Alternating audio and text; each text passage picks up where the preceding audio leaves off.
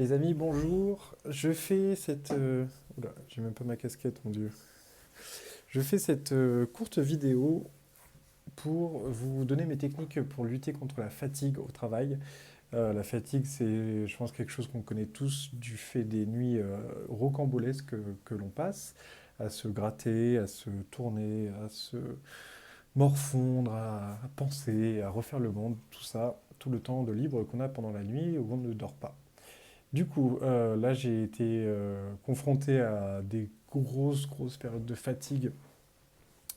Bon, ça fait très longtemps, j'ai toujours été fatigué parce que je dors beaucoup.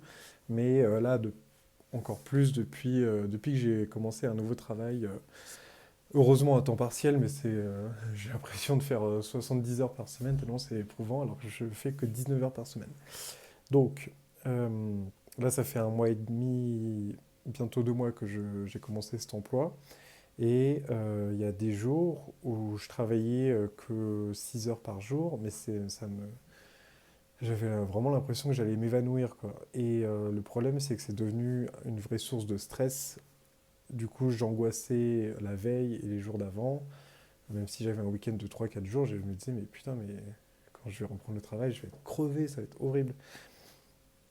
Et du coup, donc j'ai testé différentes choses. Donc je vous donne dès le départ ce qui fonctionne le plus, ma solution qui fonctionne le mieux, c'est de beaucoup manger, beaucoup, le matin notamment.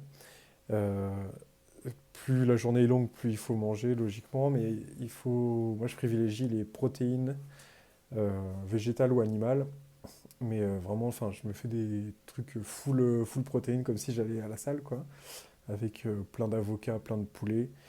Il peut y avoir plein de sources de protéines. Ça là-dessus, je ne suis pas nutritionniste, donc je vais pas vous faire la liste des meilleurs aliments, etc. C'est selon les goûts aussi de chacun.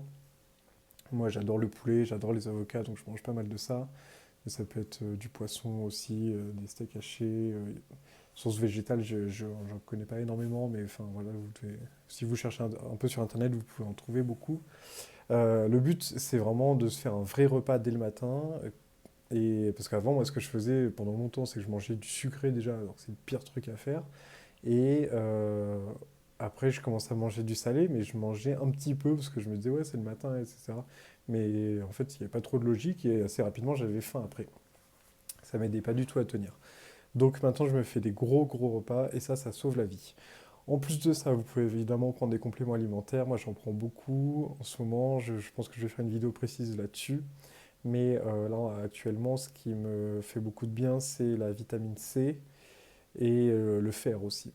En complément alimentaire, je prends de la spiruline, là, dedans, il y a de la vitamine C et du fer, donc ça m'aide pas mal. Je prends un complément alimentaire à base d'acide hyaluronique et surtout de collagène, et dedans, il y a de la vitamine C aussi. Donc voilà, si vous avez une nutritionniste ou naturopathe ou un médecin que vous voyez régulièrement, n'hésitez pas à lui demander son avis, parce que c'est toujours bien d'éviter l'automédication, ou alors au moins à votre pharmacien ou pharmacienne. Ils ont toujours plein de très bons conseils à donner, donc ça peut être pas mal. Euh, Aussi, quelque chose que j'ai fait, c'est que j'ai arrêté le café. J'avais repris le café justement depuis que j'ai commencé le travail. Et c'est vrai que ça me permettait de me réveiller plus rapidement. Sauf que, en fait, j'ai remarqué que le soir, en rentrant chez moi, ça me donne des démangeaisons de folie. Et c'est marrant parce que normalement, enfin, moi, ce que j'avais vu d'un médecin, sur une vidéo d'un médecin qui expliquait que les démangeaisons liées à un aliment auquel on est intolérant ou allergique, ça survient dans les 20 minutes ou dans les 1 ou 2 heures maximum, quoi.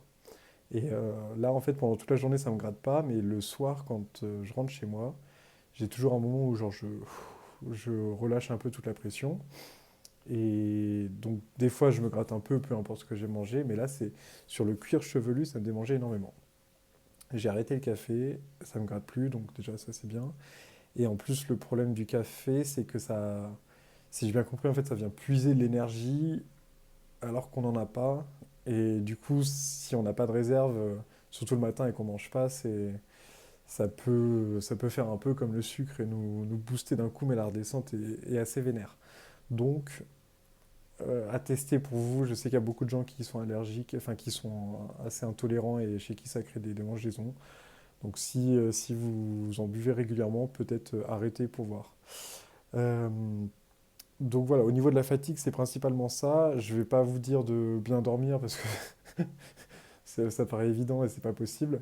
Mais là, moi actuellement, ça m'est arrivé plusieurs fois de faire des journées complètes, enfin des journées où je travaillais 8 heures et où j'avais dormi 3-4 heures. Et franchement, c'était largement moins pire qu'avant. Parce que déjà, j'avais pas tout le stress de toute la nuit de me dire il faut que je dorme, il faut que je dorme, sinon ça va être horrible.